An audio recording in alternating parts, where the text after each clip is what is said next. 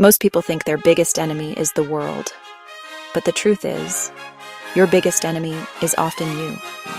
Not because life is unfair, but because of how you use your own mind, your own body, and your own energy.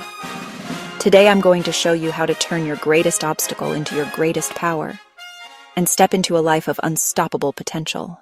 When we talk about unleashing human potential, it's not about reaching a peak or becoming the best in one single moment. That's a myth sold to us by a culture obsessed with finish lines. We're taught to believe that life is a race, a frantic sprint against the clock and against each other. But this framework is a cage. It breeds anxiety, comparison, and a constant feeling of being behind. Life is not a race. Life is a trajectory, a journey, unique and unrepeatable. It's a long, winding river, not a 100-meter dash. And the quality of this journey is shaped not by speed, but by the masterful use of two fundamental, limited resources: your time and your energy. Let's first consider time. It is the great equalizer, the one currency distributed to all of us in precisely the same measure, 24 hours in a day. Time is slipping away every second, an irreversible flow. It is utterly indifferent to our circumstances.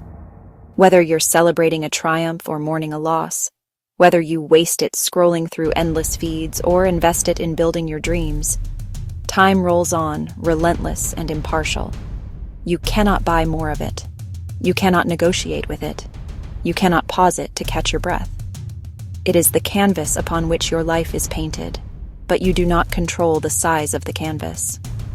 This realization can be terrifying, or it can be liberating, igniting within you an urgent, profound appreciation for each passing moment. You can't control it.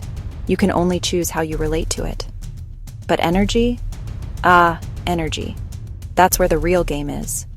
If time is the canvas, energy is the paint. It's the vibrancy of the colors, the boldness of the strokes, the very life force that animates your masterpiece. Unlike time, your energy is not a fixed quantity. It is a dynamic, renewable resource that you can learn to cultivate, manage, and direct. This is the secret lever that the most impactful people in history have learned to pull. They understood that while everyone gets the same 24 hours, not everyone brings the same level of vitality to those hours. This is where you move from being a passive passenger on the river of time to becoming the skilled navigator of your own journey. But what is this energy we speak of? It's not just physical stamina, it's a multi-layered system. There is your physical energy governed by sleep, nutrition, and movement. There is your mental energy, your capacity for focus, creativity, and deep thought. There is your emotional energy, your ability to generate feelings of optimism and resilience rather than being drained by negativity. And there is your spiritual energy, the profound sense of purpose and connection that fuels your why and gives your life meaning. These four streams are deeply interconnected. Poor sleep will cloud your mental focus. Emotional turmoil will deplete your physical stamina. A lack of purpose will drain all three. To master your energy, you must first become a student of it. You must become aware of what fills your tank and what punches holes in it. The modern world is a minefield of energy drains.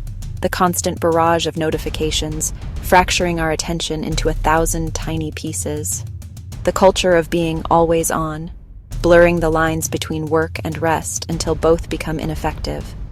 The toxic relationships and negative conversations that siphon our emotional reserves, leaving us cynical and defensive, and even our own thought patterns, worrying about a future that hasn't happened, ruminating on a past that cannot be changed, are silent leaks in our energy reservoir. We scroll through the highlight reels of other people's lives, and the poison of comparison seeps in, telling us we are not enough. Recognizing these drains is not about blame, it's about empowerment. Each drain you identify is an opportunity to plug a leak and redirect that precious energy back toward what truly matters. So how do we cultivate this wellspring of energy? It begins with deliberate, non-negotiable practices. For physical energy, treat sleep as a sacred ritual for recovery. View food not as a source of fleeting pleasure, but as the fuel that builds your mind and body. For mental energy, create sacred, uninterrupted blocks of time for deep work. Turn off the phone. Close the tabs. Give one task your undivided attention. This is the practice of single tasking in a multitasking world, and it is a superpower. For emotional energy, practice gratitude, actively scanning your world for what is good. Curate your inputs, the news you consume, the company you keep. Protect your inner peace as fiercely as you would any valuable possession. And for spiritual energy, connect to your purpose. Why are you here? What impact do you want to make? Answering this is the ultimate source of renewable energy, the North Star that guides you through any storm. When you consciously manage these 4 dimensions of your energy, something extraordinary happens. You unlock the ability to bend time. This is the true meaning behind the statement. If you raise your energy to higher levels of intensity and focus, what others take 10 years to achieve, you can do in just 1. This isn't magic, it's about mathematics. One person working for 8 hours, tired and distracted, might only produce 1 hour of real productive work. Another person who has cultivated their energy can work for 4 hours in a state of deep, uninterrupted flow. In those 4 hours, they can produce a quality and volume of work that surpasses what the drained individual produces in a week. This is the difference between a scattered light bulb that dimly illuminates a room and a focused laser that can cut through steel. The energy is the same, but its application changes everything. This is how you create a life of profound depth. It's not about the number of years you live, but the amount of life you pack into your years. When you operate from a place of high, focused energy, your trajectory steepens dramatically. Your learning accelerates. Your creativity explodes. You create ripples of impact that extend far beyond your immediate presence. In the eyes of the world, you'll look like you've lived 1,000 years in the span of 100, not because of your age, but because of the density of your contribution, because of the impact you created. You will have built businesses, created art, and solved problems at a rate that seems superhuman to those caught in the trap of trading time for mediocrity. They will see the towering monument of your life's work and wonder how it was possible. And the secret will be simple. You stopped trying to manage the clock. You started mastering your energy. But here's the fundamental problem that keeps so many of us from reaching our true potential. We waste our precious energy, our life force, trapped in compulsive cycles. We become puppets pulled by invisible strings. We let our own thoughts, our own emotions, and the ingrained habits of our body control the very essence of who we are. These cycles are subtle, insidious. They are the endless loop of negative self-talk that plays on repeat, the knee-jerk emotional reaction to a minor inconvenience, the mindless scrolling through a feed that leaves us feeling empty. We are caught in a storm of our own making. Instead of wielding the mind as the magnificent tool it was designed to be, the mind begins to wield us. Imagine a master horseman who has a powerful, spirited stallion. When the rider is in control, they can journey across vast landscapes, achieve incredible feats, and move with grace and purpose. But if the rider falls asleep, if they lose their focus, the horse will run wild, driven by instinct and fear, dragging the rider through thorns and over cliffs. Most people are being dragged by the wild horse of their own mind. And that is the very definition of why they suffer. They have abdicated the throne of their own consciousness, and chaos has taken over the kingdom. To understand how to reclaim that throne, we must first draw a critical distinction between 2 words we often use interchangeably: pain and suffering. There is a vast ocean between them. Pain is a raw, unfiltered, and necessary part of the human experience. Pain is real. It is a physical or emotional sensation that serves as a vital messenger. The burn in your muscles when you push for 1 more rep is pain. It's the signal of growth. The sharp sting of honest feedback is pain. It's a signal for course correction. The ache of loss is pain. It's a signal of how deeply we loved. Pain is the nervous system of life, keeping you alive, protecting you from greater harm. Without the capacity to feel pain, humanity would quickly and carelessly destroy itself. But suffering? Suffering is an entirely different beast. Suffering is optional. It is the story we build around our pain. It is the narrative we spin, the mental movie we play on a loop. Pain is the initial event. Suffering is the endless commentary, the judgment, the resistance. Suffering is self-created. and it is multiplied exponentially by two powerful forces: the memory of the past and the fear of the future. We take a single moment of pain from yesterday and relive it 1,000 times. We take an imagined fear of tomorrow and experience its anxiety before it has even happened. This is the compulsive cycle in action. It's not the fall that creates the suffering. It's the endless replay of the fall. It's not the criticism that creates the suffering. It's the internal echo of that criticism that haunts us for days. So how do we break free? How do we stop the replay and silence the echo? The journey from suffering to peace begins not with a grand battle, but with a single quiet step: awareness. You must become the silent watcher of your own mind.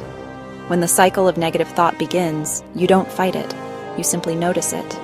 You observe it with a detached curiosity, as if you were watching clouds drift across the sky. Ah, you say to yourself, there is that thought again. Interesting. This simple act of noticing creates a pause, and in that pause, you find your power. This pause creates a space between you, the observer, the true self, and the thought or emotion. In this space, you realize a profound truth. You are not your thoughts. You are not your emotions. You are the consciousness that is aware of them. This disidentification is the key that unlocks the cage. The wild horse of the mind is still there, but you are no longer being dragged by it.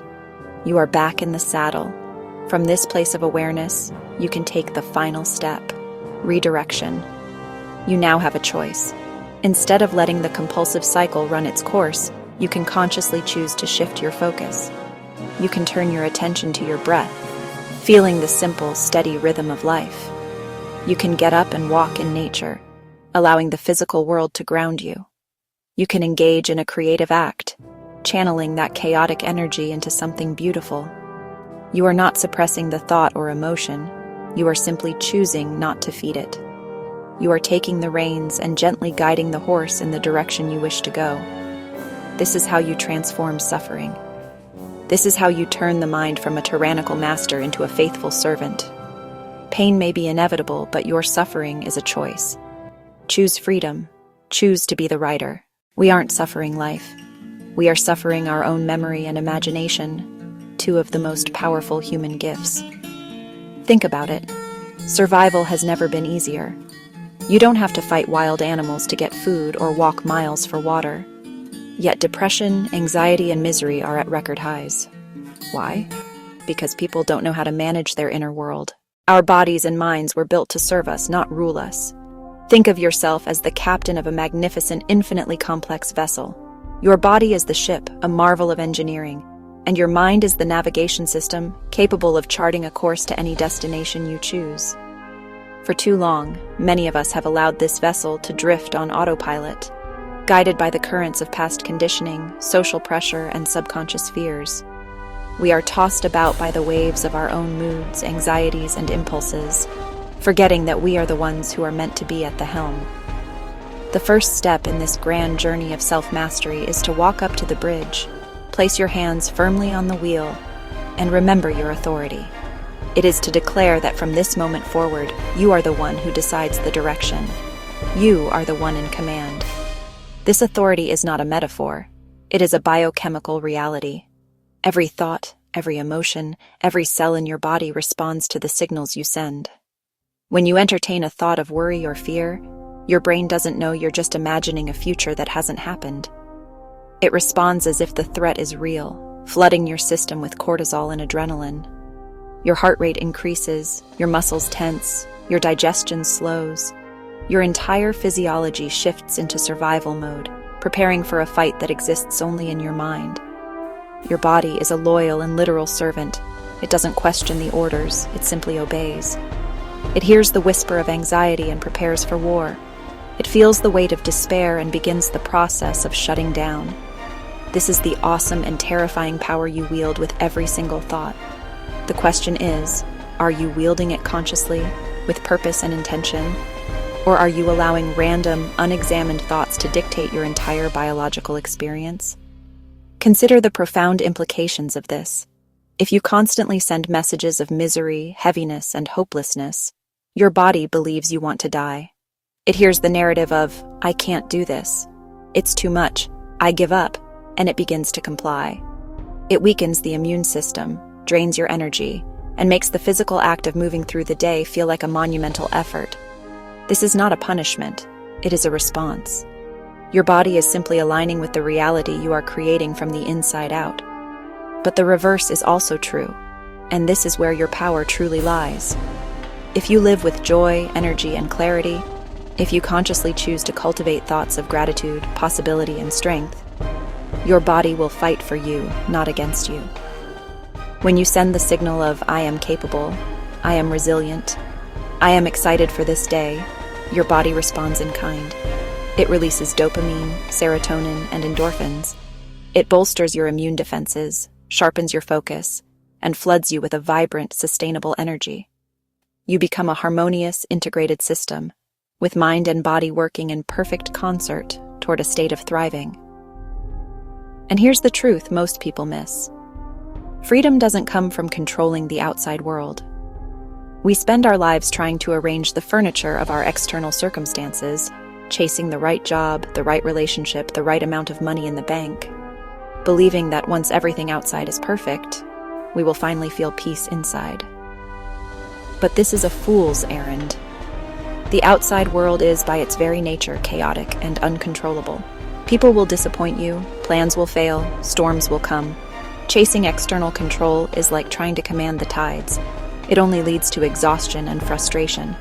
True freedom comes when what happens inside you happens your way. It is the ability to sit in the midst of a raging storm and maintain a profound sense of inner stillness. It is not about being devoid of emotion, but about not being drowned by it. It is the capacity to feel anger without becoming anger, to feel sadness without becoming a sad person, to feel fear without allowing it to make your decisions. This is the unshakable foundation upon which a truly magnificent life is built. That's what real inner engineering is. Learning to manage your mind, your body, and your energy so that you are in charge. This isn't a mystical concept, it is a practical skill set. Let's start with the mind. The first step is observation. Through practices like mindfulness, you learn to watch your thoughts without judgment, like clouds passing in the sky. You create a space between you, the observer, and the thoughts themselves. In this space lies your freedom. Once you can observe your thoughts, you can begin to question them.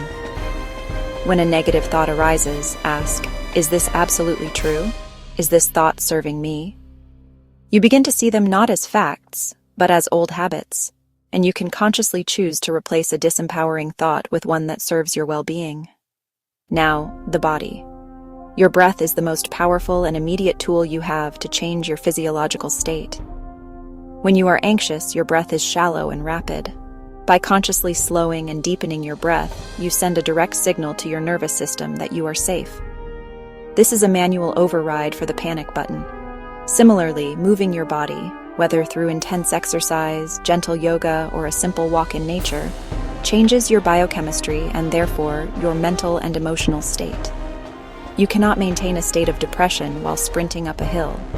You cannot hold on to frantic anxiety while breathing deeply in a calm, focused stretch. Finally, there is the management of your energy, your very life force. This is the most subtle, yet most crucial layer of inner engineering. Begin by conducting an energy audit of your life. Who and what gives you energy? Who and what drains it?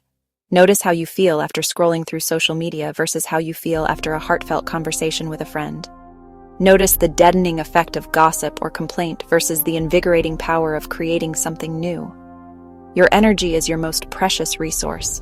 It is the fuel for your ambitions, your joy, and your growth. To be the master of your inner world means to become a fierce protector of your energy. It means consciously unplugging from the drains and plugging into the sources.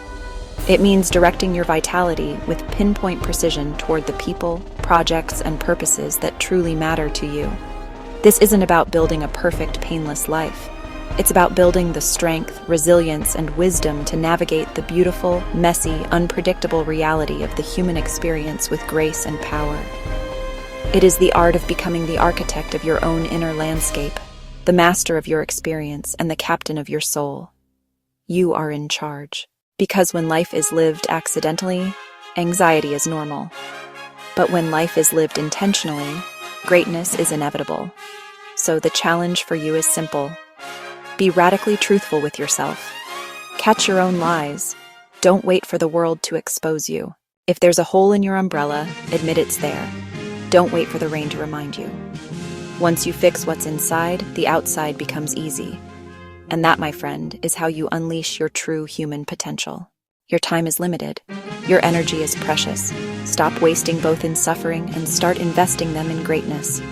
If this message spoke to you, then join us here on Greatest Lane, where we don't just dream of success, we build it step by step from the inside out. Subscribe now because your greatest life is waiting, and this is the lane that leads you there.